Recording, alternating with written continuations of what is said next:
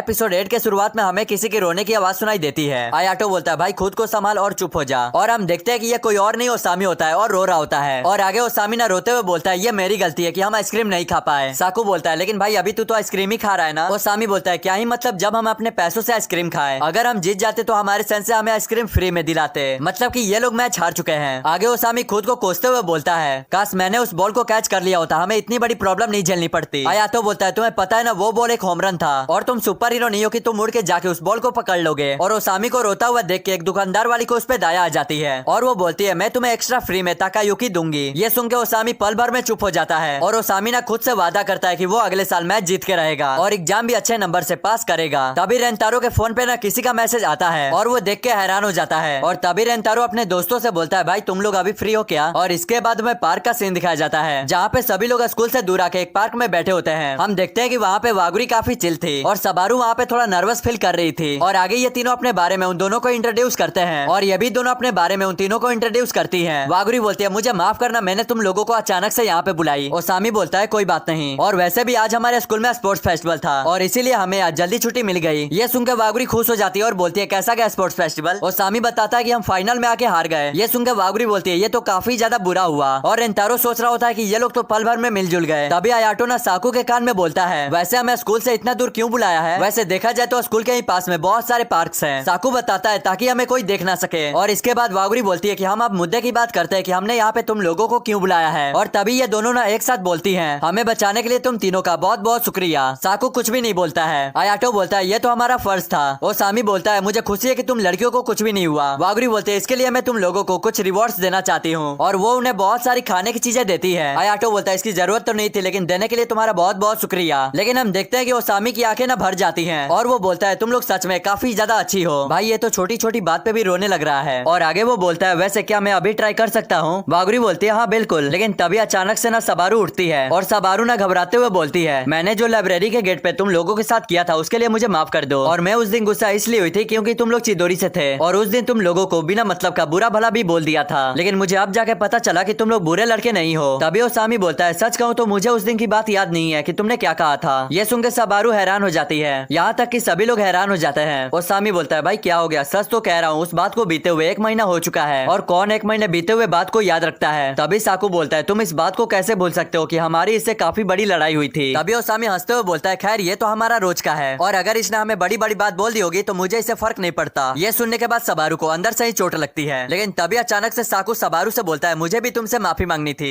क्योंकि मैंने भी उस दिन तुम्हें उल्टा सीधा बोल दिया था। अगर उस दिन मुझे रेंतारो नहीं रोका होता तो पता ना मैं तुम्हें क्या क्या बोल जाता। साकू भी सबारू को माफ कर देती है। तभी वागुरी सबारू को इशारा करती है। सबारू बोलती है मुझे भी तुम लोगों को कुछ देना था। और हम देखते हैं कि ये चमचमाता हुआ कुकीज होता है। भाई ये देख के तो चारों ही काफी ज्यादा हैरान हो जाते हैं। ओसामी बोलता है ये तो दिखने में काफी ज्यादा महंगा लग रहा है। आयाटो बोलता है मैंने तो इसे टीवी पर देखा था। रेंतारो बोलता है हाँ ये काफी ज्यादा रेयर है और ये जल्दी किसी को भी नहीं मिलता। साकू बोलता है भाई तुझे ये कैसे मालूम। रेंतारो बोलता है क्योंकि ये मेरी मॉम को काफी ज्यादा पसंद है। और इसके बाद रेंतारो दोनों को शुक्रिया बोलता है और वो तीनों भी उन दोनों को शुक्रिया बोलते हैं। ओसामी बोलता है अब हम बातें बंद करते हैं और इसे खोल के खाना शुरू करते हैं। रेंतारो वागुरी और सबारू को भी इनवाइट करता है, लेकिन उस टाइम पे सबारू को थोड़ा अजीब लग रहा होता है और वो बोलती है मैं तो क्योको हाई स्कूल से हूँ। ओसामी बोलता है लेकिन हमें इससे फर्क नहीं पड़ता और हम लोग इसलिए तुमसे दूर रहते हैं ताकि तुम लोगों को कोई सा भी प्रॉब्लम ना हो। ये सुनकर सबारू हैरान हो जाती है। आयाटो बोलता है वैसे भी रेंतारो हमें सारी बात बता चुका है कि तुम कितना ज्यादा अच्छी और काइंड पर्सन हो। रेंतारो बोलता है तुम्हें ये बात इनके सामने बोलना जरूरी था क्या। साकू बोलता है अगर रेंतारो कह रहा है कि तुम अच्छी लड़की हो तो ये सही होगा कि तुम अच्छी लड़की होगी। तभी ओसामी बोलता है बस अब बहुत हो गया, मैं क्योको से हूँ, मैं चिदोरी से हूँ, अब ये सब बोलना बंद कर दो क्योंकि अब हम कोई छोटे बच्चे नहीं है। और एक कुकीज को आगे करते हुए बोलता है तो बताओ क्या तुम हमारी दोस्त बनना चाहोगी। सबारू समझ जाती है कि इनकी बात भी सही है और वो भी अपना हाथ दोस्ती की ओर बढ़ाती है। और आगे हम देखते हैं कि इनकी पार्टी शुरू हो जाती है और सबारू अपने फेस पे नहीं दिखा रही होती है, लेकिन इनके साथ टाइम स्पेंड करने में उसे भी अच्छा लगने लगा था और वो सोच रही होती है कि आखिर मैं इन्हें हेट क्यों करती थी। और वागुरी को पहले से पता था कि रेंतारो के दोस्त रेंतारो ही जैसे होंगे। अब अगले सीन में हम देखते हैं कि ये लोग साथ में घर जा रहे होते हैं। तभी आयाटो बोलता है मुझे नहीं लगा था कि कभी हमारी फीमेल फ्रेंड भी बनेंगी और वो भी खासकर क्योको की। तभी ओसामी बोलता है सबारू क्या तुम थोड़ी देर के लिए मेरे पास आ सकती हो। सबारू पहले वागुरी का फेस देखती है और इसके बाद वो धीरे से दौड़ते हुए उन लोगों के पास जाती है। ओसामी बोलता है तुमने ये कुकीज किस शॉप से खरीदा हुआ था क्योंकि अभी तक इसका टेस्ट मेरे मुंह से गया ही नहीं है। और उन लोगों के पीछे पीछे चल रहे होते हैं वागुरी और रेंतारो। वागुरी बोलती है मुझे लगता है कि सबारू उन लोगों के साथ घुल मिल रही है और मुझे इस बात से भी खुशी है कि तुम अपने दोस्तों से भी मिलजुल गए। रेंतारो बोलता है हाँ तुमने सही कहा। और रेंतारो ना वागुरी के ही फेस को देखे जा रहा होता है, उससे अपनी नजर बिल्कुल भी हटा नहीं पा रहा होता है। और तभी वो बोलता है मेरी पढ़ाई में मदद करने के लिए तुम्हारा बहुत बहुत शुक्रिया, और तुम इसके लिए जो भी चीज मांगना चाहती हो तुम मांग सकती हो। लेकिन तभी वागुरी ना एक जगह रुक जाती है और वो एकदम से हिचकिचाते हुए बोलती है कि मुझे तुम्हारे साथ कहीं बाहर जाना है। और इसके बाद हमें फ्लैशबैक दिखाया जाता है और ये सीन तब का होता है जब रेंतारो इन लोगों को वागुरी से मिलवाने वाला था। और तभी ओसामी रेंतारो से बोलता है भाई तुम पूरा बदल चुके हो। रेंतारो बोलता है तुम कहना क्या चाहते हो। ओसामी एक्सप्लेन करते हुए बताता है कि तुमने कैसे कहा था वो अच्छे लोग हैं और अब तुम हमें उनसे मिलवा रहे हो, जबकि यही बात तुम हमसे पहले छिपा रहे थे। और मुझे खुशी है कि तुम अपने दिल की बात अपने पास नहीं रख रहे हो। और फिर रेंतारो अपने मन में बोलता है जब ये बात मुझसे ओसामी ने कही थी और मेरे दिमाग में एक ही ख्याल आ रहा था और वो थी वागुरी। अब नेक्स्ट सीन में हम देखते हैं कि रेंतारो वागुरी के साथ कहीं घूमने के लिए जा रहा होता है और इस टाइम पे रेंतारो काफी ज्यादा नर्वस था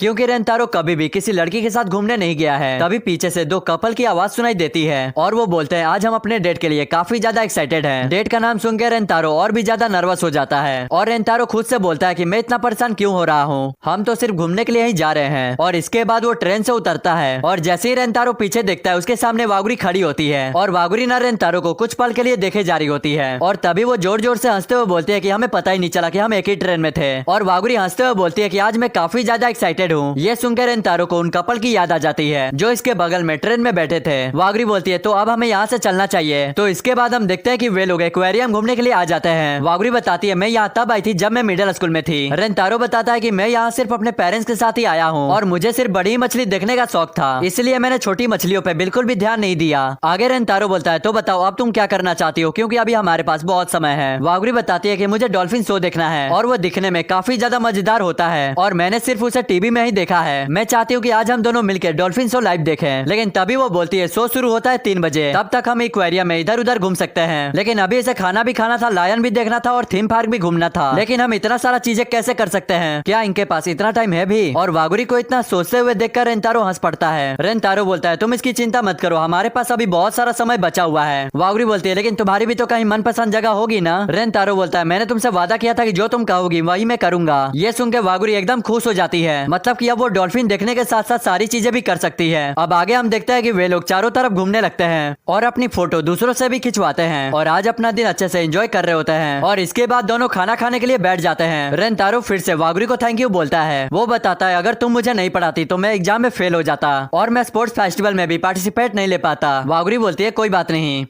और वैसे तुम्हारा स्पोर्ट्स फेस्टिवल कैसा रहा। रेंतारो बोलता है सच में वो काफी ज्यादा अच्छा था। तभी वागुरी ना रेंतारो के काफी पास आ जाती है और वो बोलती है कि डॉल्फिन शो शुरू होने में अभी टाइम है, तब तक तुम मुझे अपने स्पोर्ट्स फेस्टिवल की सारी बातें मुझे बता दो। आखिर तुमने वहाँ पे किस तरह एंजॉय करा, क्योंकि मुझे इसके बारे में जानना है। ये सुनकर रेंतारो हैरान हो जाता है और इसके बाद रेंतारो एक्सप्लेन करते हुए बताना शुरू कर देता है और वागुरी बहुत ही शांति से सुन रही थी। कुछ घंटे बीत जाते हैं और अब शो शुरू होने ही वाला था। रेंतारो बोलता है हम वहाँ जाने से पहले मैं थोड़ा वॉशरूम होकर आता हूँ। और वागुरी एक जगह बैठ के अपने खिंचवाए हुए फोटो को देखने लगती है और वागुरी हंसते हुए बोलती है यह है मेरा बेशकीमती खजाना। लेकिन तभी उसके सामने से एक छोटी सी बच्ची गुजरती है और इसके बाद हमें वॉशरूम में रेंतारो को दिखाया जाता है और रेंतारो ना भी काफी ज्यादा नर्वस था और वो बोलता है हाँ मैंने वागुरी के साथ काफी ज्यादा एंजॉय करा, लेकिन कल से भी ज्यादा वो आज क्यूट लग रही है और मैं उसके साथ भी यही बातें कब से सोचे जा रहा था। लेकिन देखा जाए तो वागुरी मेरे साथ काफी रिलैक्स फील कर रही है। लेकिन तभी वो बोलता है रुको जरा, अभी ये सब मेरे पास सोचने का टाइम बिल्कुल भी नहीं है। और इसके बाद वो वागुरी के पास जाने लगता है। तभी रेंतारो देखता है कि वागुरी के पास एक छोटी सी बच्ची है। रेंतारो वागुरी से पूछता है ये कौन है। वागुरी बताती है कि ये यहाँ पे खो गई है, मुझे ये बहुत ही ज्यादा परेशान लग रही थी तो मैंने इसे अपने पास बुलाया। वागुरी बोलती है हम इसके पेरेंट्स को ढूंढ सकते हैं ना। रेंतारो बोलता है मुझे इसे कोई भी दिक्कत नहीं है, लेकिन शो का क्या। वागुरी बोलती है लेकिन हम इसे यहाँ पे ऐसे ही नहीं छोड़ सकते। आगे वागुरी उस छोटी बच्ची से उसका नाम पूछती है। वो छोटी बच्ची अपना नाम बताती है मिका और वागुरी अपना भी नाम उसे बताती है। इसके बाद वागुरी उसे पूछती है कि तुम अपने पेरेंट्स से कहाँ पे बिछड़े हुए थे। मिका बताती है कि मेरे पास में ही शार्क थी। वागुरी बोलती है अच्छा तो वहाँ पर। और इसके बाद वो बोलती है तुम बिल्कुल भी चिंता मत करो, हम तुम्हारे पेरेंट्स को बिल्कुल ढूंढ लेंगे। ये सुनकर मिका काफी ज्यादा खुश हो जाती है। ये देख के रेंतारो काफी ज्यादा खुश हो जाता है कि वागुरी एक बच्ची के लिए अपना शो तक कैंसिल कर दी। और तभी वागुरी बोलती है ये है मेरा दोस्त रेंतारो। मिका रेंतारो को देख के डर जाती है। रेंतारो समझ जाता है कि ये मुझसे डर रही है और इसके बाद रेंतारो मिका से बोलता है मेरा नाम है रेंतारो और मुझे तुमसे मिलकर काफी ज्यादा अच्छा लगा। आगे वागुरी बोलती है तब तक तुम इसका ध्यान रखना जब तक मैं इसके पेरेंट्स को ढूंढ के ना आ जाऊं। अब आगे हम देखते हैं कि वे दोनों एक बेंच पे शांति से बैठे होते हैं। तभी मीका बोलती है मैंने आप लोगों को परेशानी में डाला, इसके लिए मुझे माफ कर देना। रेंतारो बोलता है नहीं सब ठीक है, तुम इसकी बिल्कुल भी चिंता मत करो। तभी मीका बोलती है मैं आपकी वागुरी के साथ डेट के बीच में आ गई। ये सुनकर रेंतारो सच में काफी ज्यादा हैरान हो जाता है। रेंतारो बोलता है नहीं हम सिर्फ एक दोस्त है। मीका बोलती है लेकिन ये तो दिखने में एक डेट ही जैसा लग रहा है। रेंतारो बोलता है मैं इसे कैसे समझाऊं, लेकिन तभी मीका बोलती है मैं भी डाइकी कुन के साथ डेट पर जाना चाहती हूँ। रेंतारो उससे पूछता है ये डाइकी कुन कौन है। मीका बताती है कि डाइक्यू मेरे ही स्कूल में पढ़ता है और मीका उसका पूरा तारीफ करके भर देती है। और ये सारी बातें सुन के ना रेंतारो एकदम हैरान हो जाता है और वो सोच रहा होता है कि आखिर छोटी छोटी लड़कियों को ये सारी बातें कौन सिखा रहा है। रेंतारो बोलता है तो क्या तुम उसे पसंद करती हो। मीका बोलती है हाँ मैं उसे काफी ज्यादा पसंद करती हूँ। तभी हम देखते हैं कि वागुरी वहाँ पर आ जाती है और मीका के पेरेंट्स भी उसके साथ आ जाते हैं और फाइनली मीका अपने पेरेंट्स से मिल जाती है और इसके बाद वो तीनों ही उन दोनों को थैंक यू बोलते हैं। और मीका वहाँ से जाने से पहले रेंतारो से कुछ बोलना चाहती थी और इसके बाद मीका रेंतारो के पास आती है और उसके कान में बोलती है कि तुम और वागुरी चान काफी अच्छे कपल बनोगे, तो प्लीज आप उन्हें जल्दी से प्रपोज कर दो। ये सुनकर रेंतारो ना हैरान हो जाता है और इसके बाद मीका उन दोनों को बाय करके वहाँ से चली जाती है और भाई रेंतारो का चेहरा ना एकदम लाल हो गया होता है। अब आगे हमें पता चलता है कि डॉल्फिन का शो खत्म हो चुका था।